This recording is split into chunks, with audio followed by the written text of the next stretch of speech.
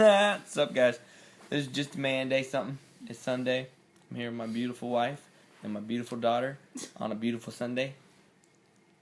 It's wonderful. Sundays we do man advice, and so today we're gonna do a little something. I called the power of the tongue. It's kind of spiritual, but really it's more like marriage advice. You know what I'm saying?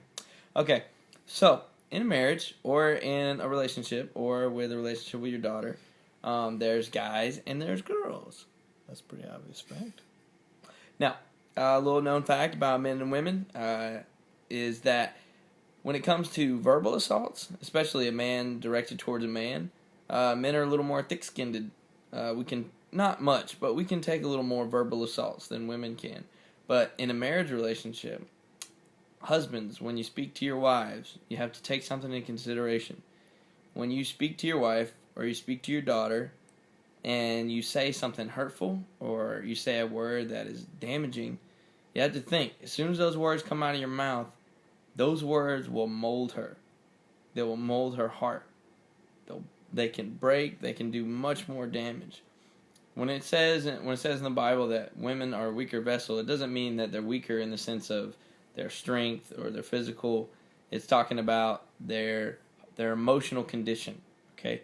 So when you use a word, you could break your wife's heart. And by doing that, you can cause years worth of damage that you could have to pay for in the future. Now, through the power of Christ, we know that the Lord helps us overcome those things. But anyway, the Lord's good. So take deep consideration, and when you go to speak to your wife, that the words that you use will mold and shape the women that we love. Okay, and be sensitive. Use loving and kinding words, or else they'll want to fight you. Be kind. Be loving. And remember, we're supposed to represent Jesus. So keep that in mind. You are actually supposed to be a depiction of our Lord and Savior to your wife and to your daughters. Okay? So, and to your sons. Keep that in mind.